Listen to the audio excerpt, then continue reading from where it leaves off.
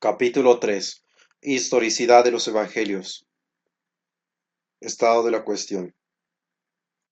Las fuentes escritas en que está contenida la doctrina de Cristo son los Evangelios, los Hechos de los Apóstoles y las Epístolas.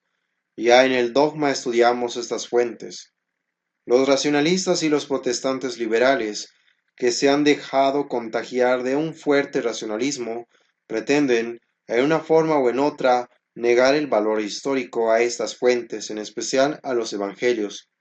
Vamos pues a exponer algunas de las teorías racionalistas, y luego las refutaremos, comprobando la historicidad de los evangelios, es a saber, su autenticidad, veracidad e integridad. Teorías racionalistas. Primero, para Reimaros y Lessing, que participaba de las ideas de Voltaire y los enciclopedistas, Jesucristo no era sino un impostor, y los apóstoles unos embusteros que inventaron los milagros de Cristo para hacer adorar a su Maestro. Esta impía torpeza no podía progresar. Imposible atribuir a un impostor y a 12 mentirosos el haber transformado la faz de la tierra. Segundo, Semler atribuía a magnetismo y magia los milagros de Cristo. Sus discípulos lo aclamaron Mesías, y Jesús, acomodándose a esta opinión errada, consintió en dejarse llamar así. Mas los milagros de Cristo no son de los que puedan atribuirse a magia o magnetismo. Fueron hechos a la luz del día, sin tramoyas de ninguna clase. ¿Y qué sugestión puede ser capaz de devolver la vida a un muerto o de convertir el agua en vino? Su teoría bajó con él al sepulcro. Tercero, para Paulus los evangelistas procedieron con sinceridad y buena fe, pero poetizaron y embellecieron los hechos y la vida de Cristo, que no tuvo nada de extraordinario. Por ejemplo, los muertos que resucitó era que estaban dormidos. La multiplicación de los panes era un resto de las provisiones que llevaban. Los ángeles de Belén, mercaderes que pasaban cantando, etc. Jesús no resucitó, sino que despertó de un síncope. Esta teoría fue atacada fuertemente, en especial por Strauss, quien le echó en cara con actitud ese modo estúpido de maltratar la historia. Cuarto, Strauss inventó la teoría del mito o leyenda. Jesucristo no existió. Fue un personaje fingido o de leyenda que llegó a ser el símbolo de su época, ansiosa de la venida del Mesías. Esta leyenda se formó durante unos 150 años, y los evangelios son una creación colectiva e inconsciente de la imaginación popular. Para que tuvieran mayor prestigio, se atribuyeron a 2 de los apóstoles y a 2 de los discípulos del Señor. Strauss inventó locamente. El mito aparece en épocas prehistóricas y gasta mucho tiempo en formarse. Cristo vivió en época plenamente histórica. Los evangelios fueron escritos a los pocos años después de su muerte, y no solo hablan de él los escritores sagrados, sino también los paganos y judíos, Tácito, Plinio, Suetonio, Josefo. Pronto se desmoronó teoría tan inconsistente, aunque no han faltado en nuestros días ignorantes que vuelven a ella. Quinto, para Bauer el cristianismo fue simplemente una secta judía. Después de la muerte de Cristo le sucedieron Pedro y Santiago. Más tarde Pablo se levantó contra el carácter exclusivo de esta doctrina y pretendió que Cristo había fundado una nueva religión para todos, judíos y paganos. La lucha entre los partidarios de Pedro y Pablo duró más de medio siglo. Los libros de la Escritura favorecen ya al uno, ya al otro, y otros aparecieron al fin para consolidar la unión. Bauer omitió en absoluto todo lo referente a la persona, la doctrina y las obras de Cristo, ni más ni menos que si no hubiera existido. Pronto fue rebatido por otros. Renan y los demás racionalistas siguieron ora una teoría, ora otra, en especial las de Strauss y de Bauer. Última teoría racionalista. Todas estas hipótesis, embuste, magia, explicación natural, mito o leyenda, secta judía, lanzadas a la publicidad por los profesores de las más célebres universidades protestantes, pronto cayeron en el desprestigio.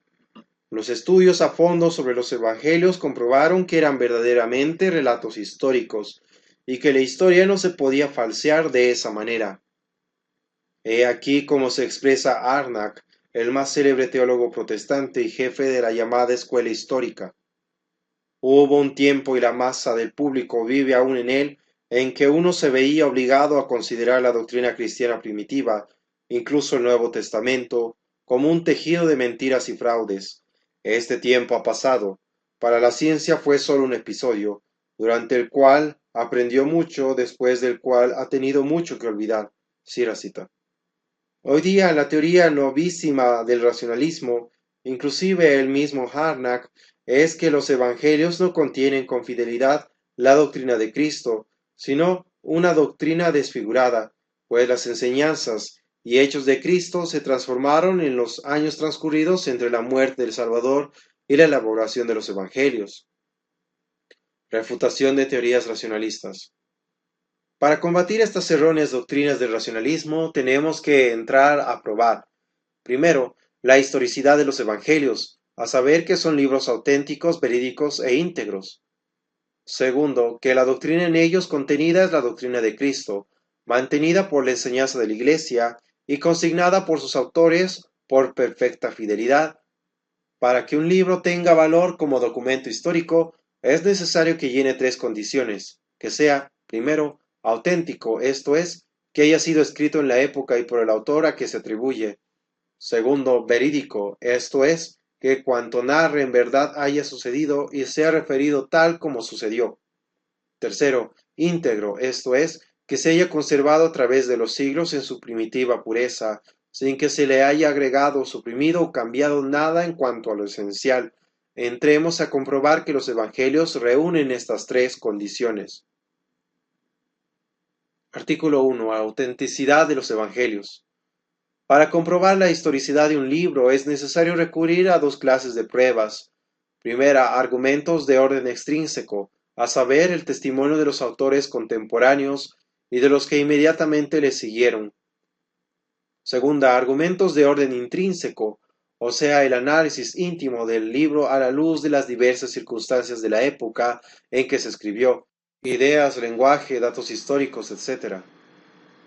Argumentos extrínsecos son los siguientes: el testimonio de los discípulos de los apóstoles, el de los escritores del siglo II, el de los escritores herejes y paganos, y el cuidado que siempre tomó la Iglesia para rechazar los evangelios apócrifos, los que pretendían pasar por revelados sin serlo. Testimonio de los discípulos de los apóstoles. Primero, Papías, obispo de Hierápolis, que vivió en los años 95 al 150 y fue discípulo de San Policarpo, quien lo había sido de San Juan, nos ha legado el testimonio más antiguo sobre los evangelios. Sobre el primer evangelio nos dice: Mateo escribió en lengua hebrea las enseñanzas del Señor, y cada cual las tradujo como mejor pudo. Sí, la cita. La palabra enseñanzas, logia en griego, denota la doctrina y los hechos de Cristo. Acerca del segundo dice: Marcos, intérprete de Pedro, escribió con diligencia en cuanto recordaba lo que dijo e hizo el Señor, aunque no en orden. Él no había oído al Señor, pero fue compañero de Pedro, quien predicaba de acuerdo con las necesidades de los oyentes, sin pretender trazar una historia cronológica del Señor. Tenía todo cuidado en no omitir nada de lo que hubiera oído y en no alterarlo en lo mínimo. Segundo, del Evangelio de San Lucas se encuentran citas, por ejemplo, esta de San Clemente Romano, discípulo de San Pedro. Cita: Dice el Señor en el Evangelio: quien es fiel en lo poco, lo será en lo mucho. Cierra cita. Tercero, San Juan es citado por San Ignacio en Antioquía y San Policarpo, discípulos suyos. Testimonios del siglo II. Los testimonios del siglo II son muy explícitos. Primero, San Ireneo, obispo de León y discípulo de San Juan, muy versado en antigüedades cristianas, escribe hacia el año 185. Mateo, como moraba entre los hebreos, escribió su evangelio en hebreo, mientras Pedro y Pablo evangelizaron y fundaron a Roma. Después de su separación, Marcos, discípulo e intérprete de Pedro, puso por escrito lo que el mismo Pedro había predicado, y Lucas, compañero de Pablo, recogió en su libro lo predicado por éste. Más tarde, Juan, discípulo del Señor, dio a luz también su evangelio en Éfeso, ciudad del Asia Menor. Segundo, San Clemente de Alejandría, hacia el año 190, y Orígenes y Tertuliano, hacia el 200, enumeran a los cuatro evangelistas y dan noticias sobre las circunstancias en que escribieron sus evangelios. Tercero, Tasiano en su De Atesarum intenta, hacia el año 170, establecer un paralelo o armonía entre los cuatro evangelios. Hacia fines del siglo pasado, Muratori encontró un fragmento que lleva su nombre y que se remonta hacia el año 160 a 170. Contiene la lista de libros del Nuevo Testamento, con algunos datos sobre sus autores. El fragmento está incompleto. Empieza por una frase que se refiere a San Marcos y agrega: el tercer evangelio es de Lucas, el médico, el compañero de Pablo. En fin, el cuarto evangelio es de San Juan, uno de los apóstoles. Cierra cita. Hay muchos otros testimonios que omitimos en favor de la brevedad. Para pesar el valor de estos testimonios, advirtamos lo siguiente. Primero, fueron emitidos por escritores competentes, conocedores a fondo de los primeros años de la Iglesia, discípulos varios de ellos de los apóstoles o de los discípulos de estos, por escritores probos, distinguidos en Iglesia, santos muchos de ellos, y muchos también mártires de la fe. Segundo, su testimonio no vale solo como testimonio personal, sino principalmente como testimonio de toda la tradición cristiana, en cuyo nombre hablaban, en cuya firme convicción exponían. En todos ellos se nota una marcada tendencia a respetar la doctrina recibida y a transmitirla con absoluta fidelidad. En consecuencia, engendra en nosotros plena certeza moral. Testimonio de los herejes y paganos. Primero, los herejes desde los primeros siglos, por ejemplo, Cerinto en el primer siglo y Marción en el segundo, discutían los evangelios, o los adulteraban, o interpretaban mal para sustentar sus falsas doctrinas, pero no negaron su autenticidad. Segundo, entre los paganos, Celso afirma que los discípulos de Cristo escribieron su vida para defenderlo de los cargos que hacían contra él, y Juliano el apóstata, al prohibir a los cristianos el estudio de los clásicos, les decía por escarnio: estudien los cristianos a su Mateo, a su Marcos, Lucas y Juan, y dejen en paz a Homero. Rechazo de los evangelios apócrifos. En los primeros siglos muchos evangelios pretendieron pasar por revelados sin serlo, pues bien la Iglesia siempre los rechazó como ilegítimos. En cambio, nunca se presentó la menor duda sobre los cuatro evangelios canónicos. Orígenes, al enumerarlos, empieza con significativa frase: conforme lo he recibido de la tradición, respecto a los cuatro evangelios, únicos que son recibidos sin disputa en toda la Iglesia de Dios. Nota de este canal. No quiere decir por eso que los apócrifos fueran totalmente falsos. Puede que muchas de las cosas que allí están escritas sean ciertas, pero si contradicen a los evangelios, a la doctrina de la Iglesia, no pueden tomarse por ciertos. Cierra nota. Argumentos intrínsecos. Los evangelios guardan perfecta conformidad con las circunstancias de la época en que fueron escritos. Esta conformidad se advierte, primero, en el lenguaje y estilo. Están escritos en un griego sencillo y popular, como convenía a escritores de poca ilustración, y plagados de hebraísmos, esto es, de giros y locuciones propias del hebreo, lo que prueba que fueron escritos por hebreos. Segundo, en la cultura que demuestran que es la que corresponde a su época y condición. Tercero, en los datos geográficos, históricos y etnográficos. Por ejemplo, relatan muy bien el estado político de la Judea por aquella época. Sus descripciones geográficas y topográficas son de una precisión admirable. El estado religioso y social del pueblo hebreo, esto es, los usos y costumbres, las preocupaciones y problemas de la época, las monedas judías, griegas y romanas que estaban en curso, etc. Todo está descrito con una exactitud tan grande que hubiera sido imposible obtenerla en época posterior, cuando ya habrían cambiado mucho esas circunstancias. Cuarto, en el modo vivo y pormenorizado con que describen, lleno de precisión maravillosa, propia del testigo presencial, o por lo menos del excelentemente documentado. Todo ello prueba que se trata de hechos vividos y no de un invento o ficción.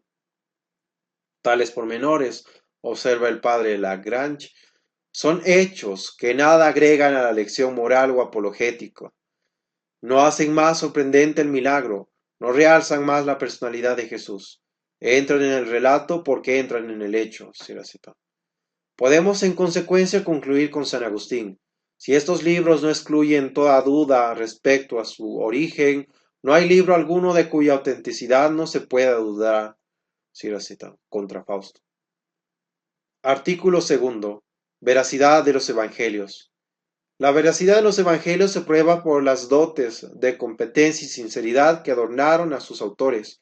Ellos, en efecto, primero, no pudieron engañarse narrando lo que vieron y oyeron. Dos de ellos, San Mateo y San Juan, fueron testigos presenciales, y los otros dos, San Marcos y San Lucas, oyeron los acontecimientos de boca de los mismos apóstoles. San Marcos fue discípulo y secretario de San Pedro, y escribió lo que oyó referir a éste. San Lucas fue compañero inseparable de San Pablo, y ambos estuvieron en íntima conexión con los apóstoles.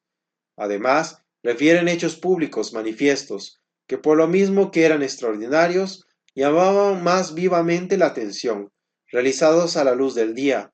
Sobre ellos, pues, no podían ser engañados.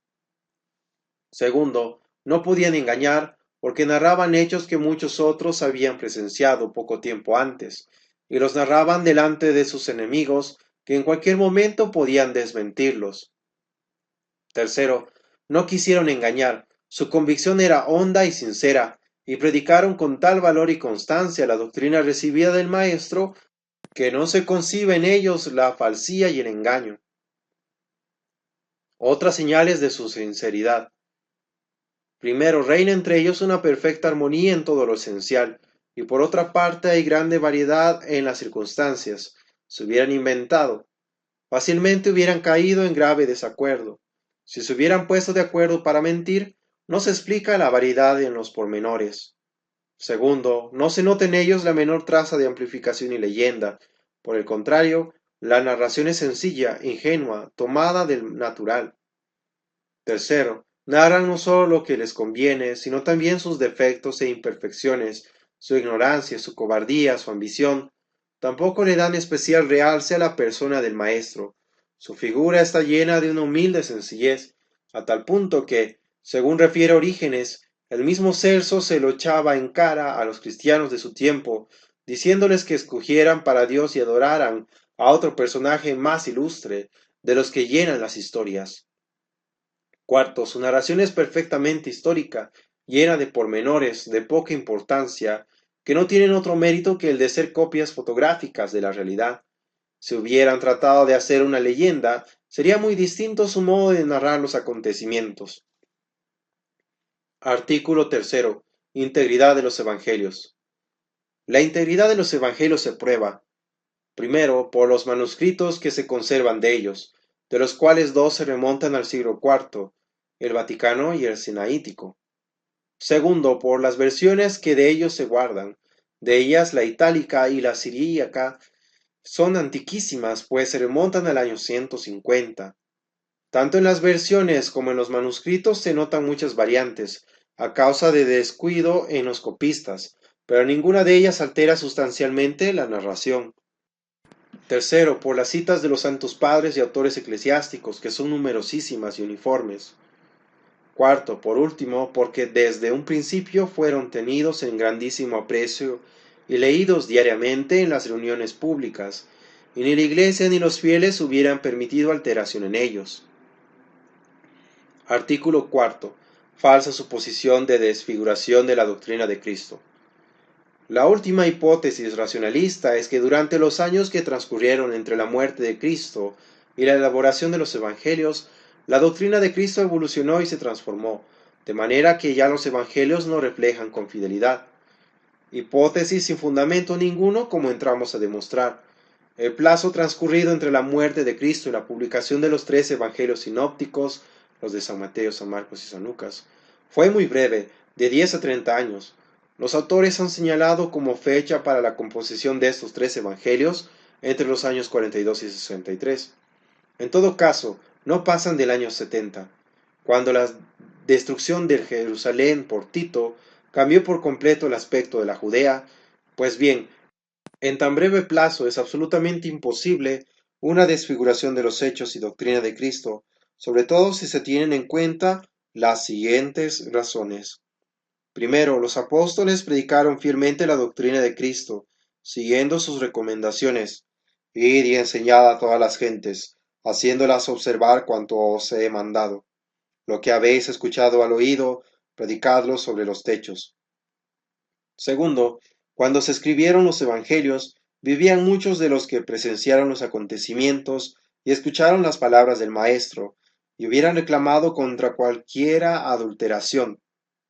Tercero, la Iglesia tuvo siempre estricto cuidado de que la doctrina de Cristo se conservara con la mayor pureza.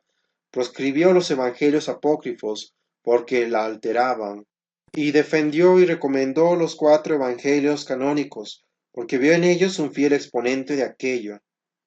Cuarto, varias de las epístolas de San Pablo fueron escritas antes que los evangelios, casi a raíz de la muerte del Redentor. En ellas se advierte la misma doctrina sustancial que en los evangelios. Cita: os he transmitido lo mismo que yo he recibido, dice el apóstol a los Corintios. Quinto, el medio de entonces no era un medio indisciplinado donde reinara el libre examen y la interpretación personal. Por el contrario, era un medio disciplinado y sumiso. En efecto, los cristianos habían recibido del judaísmo la tradición del mayor respeto por la Sagrada Escritura, y además poseían ya una regla de fe y un magisterio encargado de velar por su integridad y pureza. Así escribe San Pablo, cita: aunque un ángel del cielo os predicara un evangelio distinto del que yo os he enseñado, sea anatema. Es falsa, pues, en absoluto la suposición de una desfiguración de la doctrina de Cristo en estos primeros años, y los evangelios reflejan con perfecta fidelidad y precisión esta doctrina. Capítulo cuarto. La divinidad de Cristo. Probamos en el dogma la divinidad de Cristo mediante 6 argumentos que conservan toda su fuerza, porque son irrebatibles. Pero el racionalismo se empeña tenazmente en negarla, y hemos de perseguirlo hasta en sus últimos reductos. Probemos que ella es una consecuencia de la historicidad de los evangelios, y que está comprobada en especial por el gran milagro de la resurrección de Cristo. Artículo primero. La divinidad de Cristo, consecuencia de la historicidad de los evangelios. Comprobados el milagro y el carácter histórico de los evangelios, se impone como lógica consecuencia la necesidad de admitir la divinidad de Cristo. En efecto, los evangelios nos narran que Cristo obró muchos y muy portentosos milagros, ya en la naturaleza, ya en la vida, que esos milagros fueron manifiestos, hechos a plena luz del día, fáciles de comprobar y evidentemente sobrenaturales, que los obró en su propio nombre y como prueba directa de su divinidad. Sabemos, por otra parte, que el milagro comprueba inequívocamente la intervención de Dios. Luego la conclusión es evidente. Si los evangelios nos merecen crédito y si en ellos se narra que Cristo obró milagros y que los obró precisamente en confirmación de su divinidad, debemos admitir que Jesucristo es Dios. El Cristo de la fe y el Cristo de la historia, distinción inadmisible. Pero los racionalistas no pueden resignarse a admitir la divinidad de Cristo, y para eludir la fuerza de este razonamiento, proponen una distinción entre el Cristo de la fe y el de la historia. Jesucristo fue un gran hombre, el más perfecto de los hombres, porque hay que advertir que el racionalismo de hoy abomina del sarcasmo volteriano, por el contrario, agota las palabras del elogio. Nunca han existido ni existirá jamás un hombre comparable a Cristo, pero fue un simple hombre, de ninguna manera el hombre Dios de que se nos quiere convencer. Los milagros que se le atribuyen fueron fruto de la fantasía popular, que a fuerza de estimarlo lo hizo Dios. o bien se explican por interpolaciones introducidas después en los evangelios.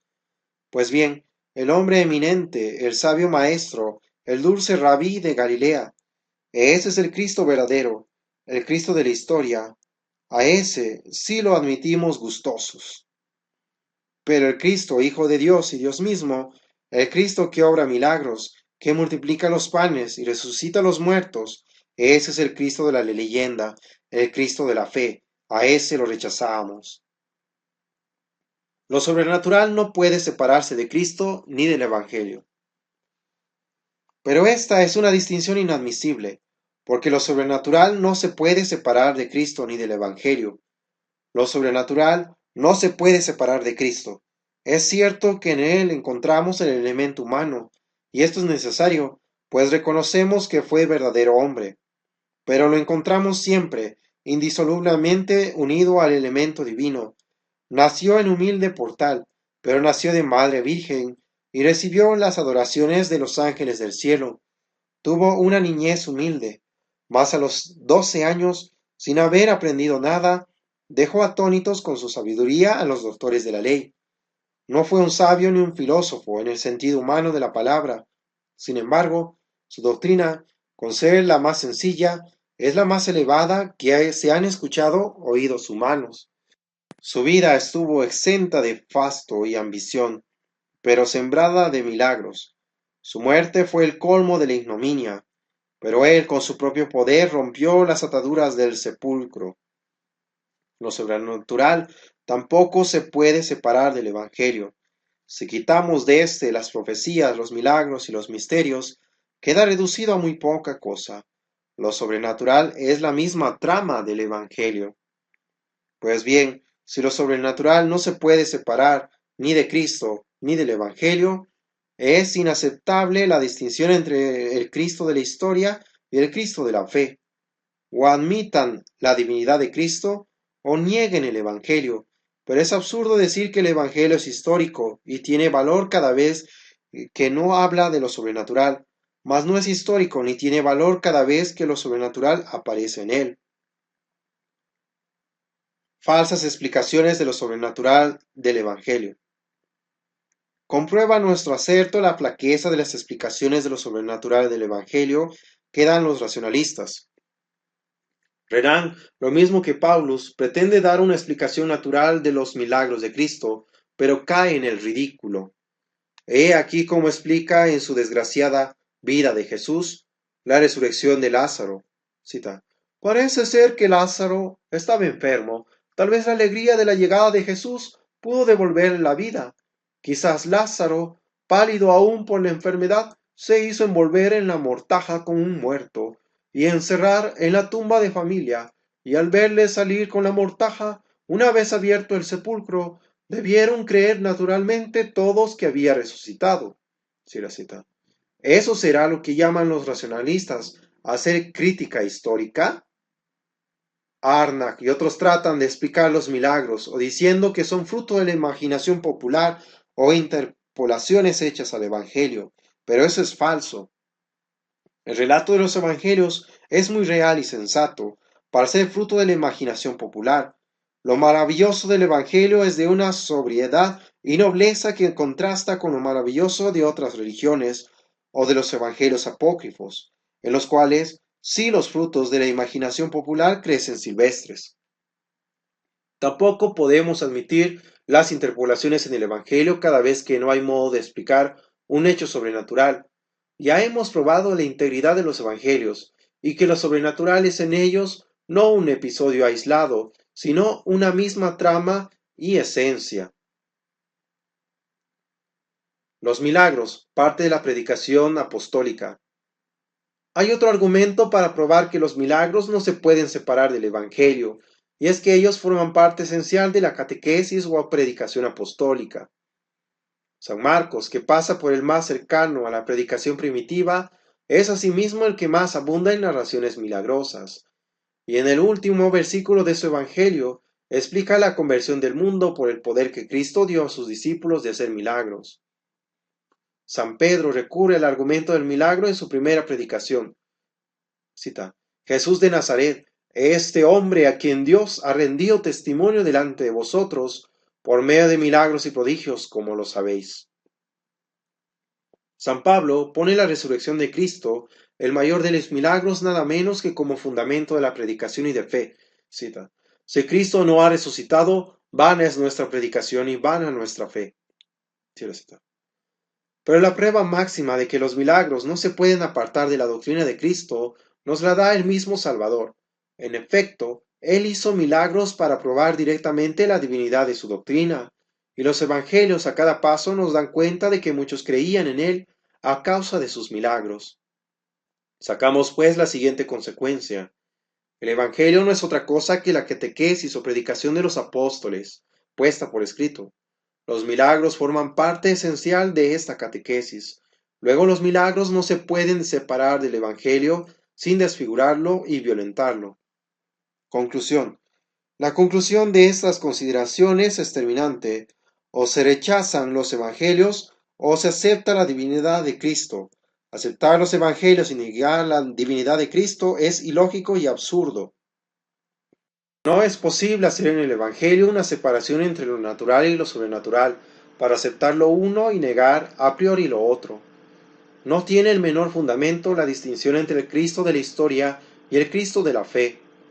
Los Evangelios, que son la única fuente de la historia de Cristo, son también la fuente de la fe. Despojar a Cristo de sus milagros para despojarlo de su divinidad es mutilar torpemente el Evangelio. Cita: presentar a un Cristo sin milagros, dice un autor, es tan desatinado como presentarnos a un Alejandro o a un Napoleón despojados de sus glorias militares. Cierra cita. Artículo segundo. La divinidad de Cristo probada por su resurrección. Importancia de la cuestión. Pruebas. Siendo la resurrección de Cristo el mayor de sus milagros y la prueba más concluyente de su divinidad y de la de su Iglesia, ha sido negada por los impíos de diferentes épocas, pero con argumentos tan inconsistentes y contradictorios que ellos mismos se hacen la refutación. En el dogma, probamos la resurrección por las numerosas manifestaciones que Cristo resucitado hizo a los apóstoles y discípulos. Insistamos ahora sobre los hechos siguientes. Primero, los 4 evangelistas están de acuerdo sobre ella. Segundo, los apóstoles no intentaron engañarnos, ni pudieron engañar ni ser engañados. Tercero, San Pablo confirma su afirmación y apela al testimonio de testigos presenciales que aún vivían. Cuarto, los enemigos de Cristo confirman indirectamente el hecho de la resurrección. Acuerdo de los 4 evangelistas. Los 4 evangelistas están de acuerdo en afirmar lo siguiente: Cristo murió verdaderamente. Pilatos concedió a José de Arimatea el cuerpo de Cristo para que pudiera sepultarlo. San Marcos y San Juan advierten que no se lo concedió sino después de que el centurión le dio certeza de que Cristo verdaderamente había muerto. Y San Juan nos narra que el centurión, para convencerse de ello, le atravesó el costado con una lanzada. El cadáver de Cristo fue embalsamado y envuelto en sábanas a la usanza judía, y sepultado en un sepulcro nuevo cuya entrada se cubrió con una gran losa. Todo esto hubiera sido suficiente para causarle la muerte por asfixia, caso que no hubiera muerto. Permaneció en el sepulcro desde la tarde del viernes hasta la mañana del domingo, y cuando fueron las mujeres y encontraron el sepulcro vacío, luego se apareció muchas veces a sus discípulos. Los apóstoles no intentaron engañarnos. En efecto, el cambio súbito que se obró en los apóstoles no se puede explicar sino por la resurrección de Cristo. Los apóstoles, por cobardía, abandonaron a Cristo en su pasión, y después de su muerte se escondieron por miedo a los judíos. Sin embargo, a los pocos días se observó en ellos un cambio radical. Salieron del cenáculo a predicar valerosamente que Cristo había resucitado, y esto no obstante las amenazas, la cárcel y los azotes. Cita: gozosos ante el consejo de haber sido dignos de sufrir por el nombre de Cristo, de Hebreos. Y todos sufrieron la persecución y el martirio. Este cambio súbito y definitivo no se explica en ellos sino por el valor sobrehumano que les infundió la seguridad de que había resucitado su Maestro. Si Cristo hubiera engañado a los apóstoles, enunciándoles falsamente su resurrección y dejándolos luego abandonados, los apóstoles no hubieran tenido el menor interés en afirmarla. Ya Cristo para nada podía serles útil, nada hubieran podido esperar de él. Antes, por el contrario, iba a traerles odio y persecución. No se va a la muerte por afirmar un engaño y una mentira, sino por una honda convicción. Aquí es el caso de repetir la célebre frase de Pascal: creo en testigos que se dejan degollar. Los apóstoles no pudieron engañarnos. Aunque los apóstoles hubieran querido engañarnos, no lo hubieran podido. Si hubiera habido algún engaño, los príncipes de los sacerdotes, los demás fariseos y todos los enemigos de Cristo que estaban alerta para no dejarse engañar, hubieran sido los primeros en descubrirlo y darlo a la publicidad. Si el engaño se hubiera creído por el momento, después en una u otra forma se hubiera descubierto. ¿Y cómo es posible que una miserable farsa diera origen a la más sublime de todas las religiones y a la más sabia de todas las doctrinas? Los apóstoles no pudieron ser engañados. Otros impíos, viendo la imposibilidad de que los apóstoles nos engañaran, suponen más bien que fueron engañados, a saber, sufrieron la alucinación de que Cristo había resucitado y lo dieron por hecho. A eso contestamos: la alucinación es un engaño pasajero. En cambio, los apóstoles durante 40 días vivieron conversando y tratando con su maestro, y después durante toda su vida siguieron afirmando el hecho. Los apóstoles no eran crédulos. Cuando las piadosas mujeres les hablaron de la primera aparición, lo achacaron a desvarío e ilusión femeniles. Cuando Cristo se les apareció por primera vez, se asustaron y lo tuvieron por un fantasma. Para que se repusieran de su espanto, fue necesario que Cristo les dijera: tocad y ved, un espíritu no tiene carne ni huesos, como veis que yo tengo. Cristo dio a sus apóstoles pruebas inequívocas de que su cuerpo resucitado era real. Así comió varias veces con ellos y permitió que Tomás palpara sus cicatrices. De esa suerte, la incredulidad de Tomás vino a fortificar nuestra fe. La alucinación nace de un estado de ánimo favorable a ella. Sólo cuando uno anhela vivamente una cosa, puede llegar a darla por un hecho. Pues bien, aquí el caso es precisamente lo contrario. Los apóstoles no estaban ilusionados con Cristo, sino desilusionados de él y de sus promesas, como se ve claramente en los discípulos de Maús. Su estado de ánimo era el menos propicio para llevarlos a la ilusión de un Cristo resucitado, triunfante y glorioso. No tiene pues ningún fundamento la teoría de alucinación. Testimonio de San Pablo.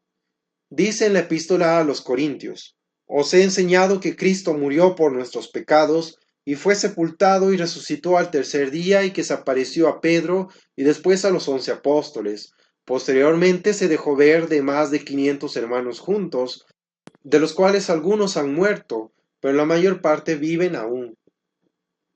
Este testimonio tiene un doble valor, como testimonio personal de San Pablo y como apelación al testimonio de muchos testigos presenciales, que asistieron al hecho y que, por vivir aún, podían dar testimonio auténtico de él, o bien desmentir sus palabras. Testimonio de los enemigos de Cristo. Al principio, quisieron los fariseos y príncipes de los sacerdotes negar la resurrección de Cristo, pero el expediente a que acudieron fue bien ridículo. Nos cuenta el Evangelio que llamaron a los guardias que estaban custodiando el sepulcro y les pagaron para que dijeran que estando ellos durmiendo habían llegado los apóstoles y se habían robado el cuerpo del Salvador. Oh, infeliz astucia, dícele con ironía San Agustín a la sinagoga. ¿Alegas testigos que duermen? Pues en verdad, tú, que tal argumento aduces, eres la dormida. Si dormían, ¿cómo pudieron ver? Y si nada pudieron ver, ¿cómo pudieron ser testigos? No son más concluyentes los argumentos que emplean los racionalistas modernos para negar la resurrección de Cristo. Para Loisy, el cadáver de Cristo fue arrojado a la fosa común de los ajusticiados, según lo mandaba el Deuteronomio. Como se ve, dice Mr. Ballerini, se rechaza en nombre de la crítica histórica a los testigos oculares de los hechos acaecidos, y en su lugar se pone lo que debía suceder. Renan tiene la necia presunción de destruir con 4 plumadas el milagro de la resurrección. Cita: la gloria de resurrección pertenece a María de Magdala. Magdalena ha sido mejor que nadie afirmar su sueño e imponer a todos la visión santa de su alma apasionada. Su gran afirmación de mujer ha resucitado, ha sido la base de la fe de la humanidad, poder divino del amor, momentos sagrados donde la pasión de un alma alucinada da al mundo un Dios resucitado. Cita. Contra estas sólidas razones está la afirmación de San Marcos. Los apóstoles, oyendo que vivía y que había sido visto por ella, no la creyeron, y la de San Lucas. Y esto fue tenido por ellos como un delirio, y no las creyeron. Y lo que es aún más decisivo, Cristo nuestro Señor, antes de subir a los cielos, les reprochó su incredulidad y su dureza de corazón, porque no les creyeron y a los que lo habían visto resucitado. Ante estos testimonios, ¿qué queda de la estúpida afirmación de Renan? Los apóstoles salieron del cenáculo a predicar a Cristo resucitado, y ya los judíos no se atrevieron a desmentirlos, sino que se contentaron con azotarlos y prohibirles que predicaran este nombre. Pero entonces los apóstoles lanzaron este grito sublime, prueba de su profundísima convicción: más nos importa obedecer a Dios que a los hombres. Nosotros no podemos menos de hablar lo que hemos visto y oído de los hechos. Y siguieron predicando a Cristo resucitado hasta sellar con su sangre la verdad de su doctrina. Conclusión: el milagro de la resurrección prueba con evidencia la divinidad de Cristo. El mismo Salvador lo había presentado como prueba de su divinidad. La anunció a sus discípulos en 3 ocasiones diferentes, y en una circunstancia en que un grupo de fariseos le pidió una señal de su misión, respondióles: esta raza mala y adúltera pide una señal, y no se le dará sino la del profeta Jonás. Así como Jonás estuvo 3 días y 3 noches en el vientre del pez, así el Hijo del Hombre estará 3 días y 3 noches en el seno de la tierra. De tal suerte, la sola señal de su misión que consintió en darles fue su resurrección. Y como esta es un hecho históricamente cierto, bien podemos concluir que ella es el testimonio más claro de su divinidad. Capítulo quinto. Divinidad de la religión cristiana. Diversas pruebas. Probada la divinidad de Cristo, síguese como consecuencia la divinidad de la religión cristiana. Pero como este es un punto de capital importancia, nos importa dar algunas pruebas especiales de él. Vamos, pues, a probar la divinidad del cristianismo, porque ostenta los criterios que distinguen la religión revelada, por su milagrosa propagación, por el testimonio de sus mártires y por la excelencia de su doctrina. Artículo primero. El cristianismo ostenta los criterios de la religión revelada. Primero, respecto a los criterios negativos. Jesucristo, su fundador, fue varón de eminente santidad. En su doctrina, aunque hay misterios que sobrepujan la razón humana, no hay ninguna enseñanza absurda o contraria a la razón. No hay en su moral nada contrario a la virtud. Su propagación fue pacífica, ni ha traído prejuicios a la sociedad o a los individuos. Segundo, respecto a los criterios positivos. Los milagros obrados por Cristo prueban la divinidad de su doctrina. En efecto, muchas veces los hizo para comprobar el origen divino de sus enseñanzas. Cita: si hago las obras de mi Padre, no queréis dar crédito a mis palabras, dádselo a mis obras. Igualmente, las profecías realizadas en Cristo prueban la divinidad de la doctrina por él enseñada. Su doctrina es excelentísima, está por encima de todas las doctrinas humanas, colma las aspiraciones de nuestra alma, y ha producido en el mundo los más asombrosos y benéficos resultados. En consecuencia, la religión cristiana ostenta todos los criterios que la acreditan como verdadera y única revelada. Artículo segundo. Propagación milagrosa de la Iglesia. El hecho. La Iglesia se propagó con extraordinaria rapidez. Citemos algunos hechos. Con la primera predicación de San Pedro, se convirtieron 3.000 personas y 5.000 con la segunda. Los hechos nos hablan de millares de judíos convertidos. San Pablo escribía a los romanos, unos 20 años después de la ascensión del Señor, vuestra fe es anunciada en todo el mundo. Y Tertuliano, célebre apologista cristiano, decía a los gentiles hacia el año 197, somos de ayer y llenamos todo vuestro imperio, vuestras ciudades, casas, asambleas, el palacio, el senado, solo os hemos dejado los templos. Cierra cita. Esta propagación no se puede explicar humanamente, sino que es un milagro de orden moral, porque tenía que vencer dificultades humanamente insuperables, y los medios con que contaba eran completamente desproporcionados a la magnitud de la empresa. Dificultad máxima de la empresa. La implantación del cristianismo equivalía, primero, a la destrucción del paganismo y del judaísmo, de su religión y de las instrucciones basadas sobre ella. Segundo, a la aceptación por parte de los judíos y gentiles de un dogma y de una moral muy difíciles de aceptar por ellos. Tercero, a la lucha a muerte contra las influyentes castas sacerdotales y contra la ambición y poderío de los emperadores romanos. Cuarto, al sacrificio por parte de los cristianos de su bienestar y muchas veces de su honor y de su vida. 1. A la destrucción del judaísmo y paganismo. Primero, los judíos no podían admitir que Cristo fuera el Mesías, pues tenían un concepto completamente errado sobre éste, ni mucho menos que fuera verdadero Dios, y aún así miraban el cristianismo como una religión blasfema y sacrílega. Veían a Moisés, su profeta máximo, apocado ante un hombre que se decía hijo de Dios, a quien odiaban y habían condenado a muerte. Veían derrumbarse su religión, que ellos miraban como revelada por Dios, y echados a un lado sus sacrificios y ceremonias que durante tantos siglos habían constituido su vida religiosa. Nota de pie de página. En el año 70 se rebelaron contra los romanos, quienes los diezmaron, destruyendo su templo completamente sin dejar rastro alguno, y a todos sus sacerdotes, por tanto ya no tienen levitas. El muro al que actualmente le lloran no es el del templo. Termina nota. Segundo, los paganos miraban a Cristo como un judío, raza despreciada por ellos, que había recibido en la cruz la muerte de los esclavos.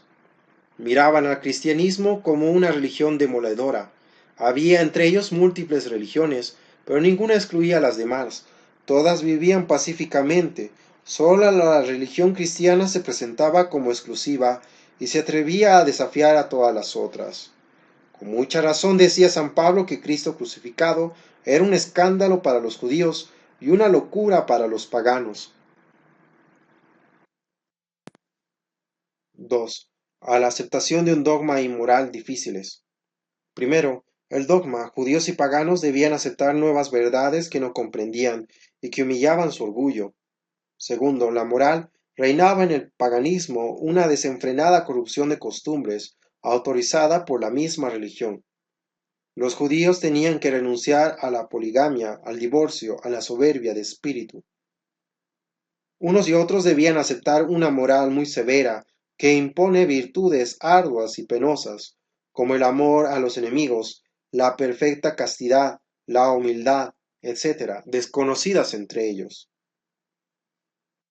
3. A la lucha contra los sacerdotes y emperadores.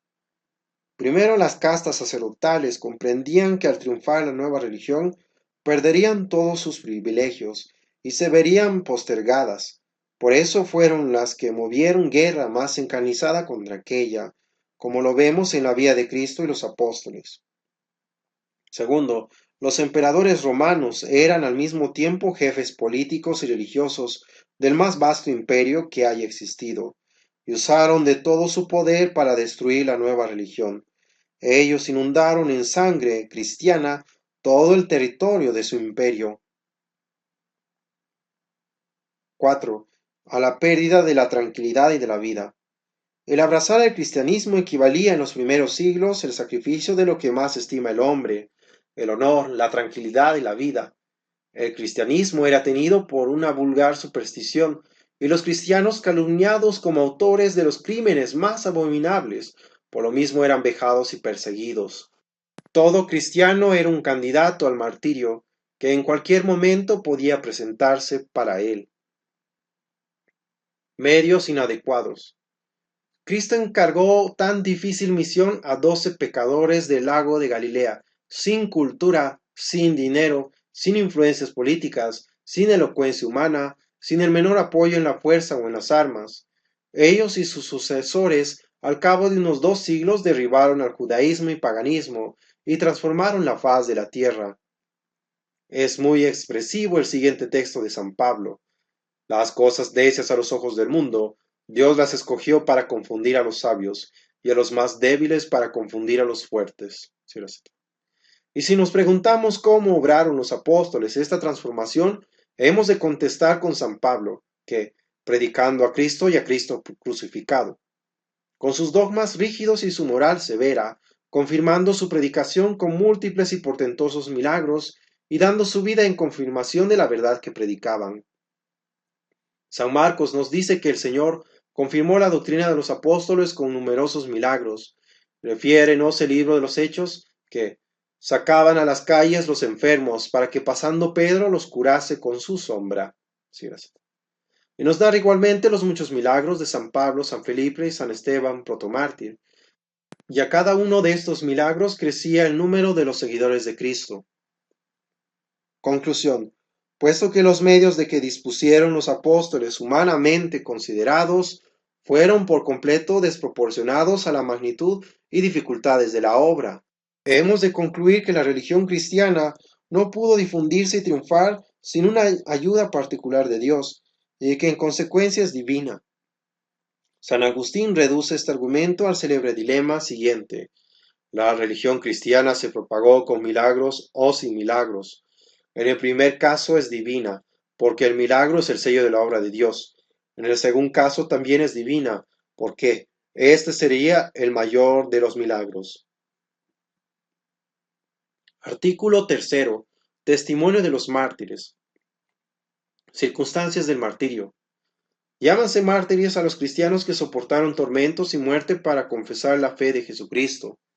Su número es muy grande. Solamente en las persecuciones de los 3 primeros siglos se elevó a muchos millares, y los hubo de toda edad y condición, entre ellos muchos ancianos, doncellas y niños a quienes una muerte cruel no podía menos de horrorizar, y también personas que podían defenderse por las armas, pero no quisieron hacerlo como la Legión Tebea. Advirtamos las siguientes circunstancias. Sufrían los tormentos más crueles y dolorosos, como ser quemados vivos a fuego lento, ser desollados, o sea que les quitaban casi toda la piel, ser mortificados durante varios días en todos los miembros de su cuerpo. Sufrían estos martirios dando ejemplo de todas las virtudes, especialmente de una inalterable paciencia y amor a sus enemigos. Morían también sin jactancia, sin buscar renombre a gloria humana, sufrían la muerte reservada a los esclavos, y de la mayor parte no han quedado ni los nombres. Sufrían con invicta fortaleza, sin que una queja se escapara de sus labios, y con la circunstancia de que les bastaba una palabra para verse libres de todos los tormentos. Prueba de la divinidad de la Iglesia. El martirio en estas condiciones prueba la divinidad de la religión, porque los mártires murieron por la confesión de la fe y con una fortaleza que sólo Dios les podía infundir. Era tan evidente la intervención de Dios en estos casos, ya por la invicta fortaleza de los mártires, ya por los milagros que frecuentemente acompañaban los martirios, que a la vista de estos muchos paganos se convertían y reclamaban también la gracia del martirio. Por eso exclamaba Tertuliano: la sangre de los mártires es semilla de cristianos. Artículo cuarto. Excelencia de la religión cristiana. La excelencia de la religión cristiana, además de lo dicho sobre la perfección de su doctrina, se prueba porque nos encamina rectamente a nuestro fin, satisface las aspiraciones de nuestra alma, procura nuestra felicidad aún desde esta vida, nos encamina a nuestro fin último. En efecto, nos lo da a conocer, nos indica el modo de dirigirnos a Él y nos proporciona los medios de conseguirlo. Primero nos lo da a conocer, enseñándonos que nuestro último fin no pueden ser las riquezas, honores, placeres, ni algún bien terreno, sino un bien eterno e infinito, y este bien es Dios. Los bienes de la tierra no pueden ser nuestro último fin, porque el último fin del hombre debe estar al alcance de todos, durar lo que dura el hombre, y colmar plenamente su sed de felicidad. Pues bien, los bienes de la tierra, riquezas, comodidades, salud, placeres, dignidades, etc., carecen de estas tres condiciones. No están al alcance de todos, porque la mayor parte de los hombres, aunque los ambicionen ansiosamente, no logran conseguirlos. No duran lo que dura el hombre, desaparecen inesperadamente o al menos lo abandonan con la muerte. No satisfacen el corazón del hombre. Cuanto más bienes de esta clase poseemos, tanto más deseamos poseer, sintiendo siempre un vacío en nuestro corazón. He aquí cómo se expresaba el hombre que disfrutó con mayor abundancia de toda suerte de bienes terrenos. Salomón, cita, amontoné plata y oro. Nunca negué a mis ojos nada de cuanto desearon, ni vedé a mi corazón el que gozase de todo género de deleites. Mas vi que todo era vanidad y aflicción de espíritu, y que no hay nada estable en este mundo. Cierra cita. San Agustín, quien en su juventud gozó ampliamente de los bienes de esta vida, tiene en sus confesiones esta expresiva frase: Para ti, Señor, nos has creado. Por eso está inquieto nuestro corazón hasta que descanse en ti. Cierra cita. Segundo, la religión cristiana nos indica el modo de encaminarnos al último fin, enseñándonos las verdades que debemos conocer y las obras que debemos para obtenerlo. Tercero, nos proporciona los medios necesarios para ello. Nuestra voluntad es débil y necesita el apoyo de Dios, y éste nos lo comunica la religión, por medio de la oración, los sacramentos, la predicación, la lectura de la Sagrada Escritura, el ejemplo de Jesucristo y de los santos, los diversos actos de la Sagrada Liturgia, etc. Es también muy eficaz para estimularnos en el bien, el pensamiento de la eternidad, a saber, el de un premio eterno, si nuestras obras son buenas, y de un castigo eterno, si ellas son malas. Satisface las aspiraciones de nuestra alma. La religión cristiana satisface plenamente las aspiraciones de nuestras facultades. Primero, de nuestro entendimiento. Ella le da una explicación satisfactoria de los hondos problemas que nos inquietan sobre Dios, nuestra alma, nuestro principio, nuestro fin, etc. Además, le presenta una síntesis completa de verdades, exenta de todo error, de acuerdo con la razón humana y acomodada a toda suerte de ingenios. El catecismo satisface al ignorante. La suma de Santo Tomás y las obras de los teólogos satisfacen la sed de saber del ilustrado. Segundo, de nuestra voluntad. La religión le brinda una norma de obrar dotada de excelentes condiciones, firme y segura, de bondad y nobleza reconocida por todos. Completa, pues encierra todos los deberes para con Dios, el prójimo y nosotros mismos. Racional, porque da la razón de las obligaciones que impone. Tercero, de nuestros sentimientos. Ella satisface por medio del culto externo, ceremonias, arquitectura, pintura y escultura religiosa, predicación, música y canto, vestiduras y mímicas sagradas, etc., los sentimientos de nuestro corazón, y nos levanta de lo sensible a lo invisible y espiritual. Cuarto, de nuestra actividad en general. Ella mueve eficazmente nuestra actividad, al enseñarnos que ninguna de nuestras obras quedará sin recompensa y sin influjo para la eternidad. Nos brinda felicidad. Nos brinda felicidad aún desde esta vida, en cuanto nos alcanza la paz y tranquilidad de la conciencia, mediante el cumplimiento del deber y de la ley divina. Nos consuela en el dolor, haciéndolo tolerable y meritorio. Nos asegura el perdón si lo pedimos con ánimo contrito, cura el remordimiento y rehabilita al pecador abatido y desalentado. Nos brinda firme confianza en la ayuda y protección divina.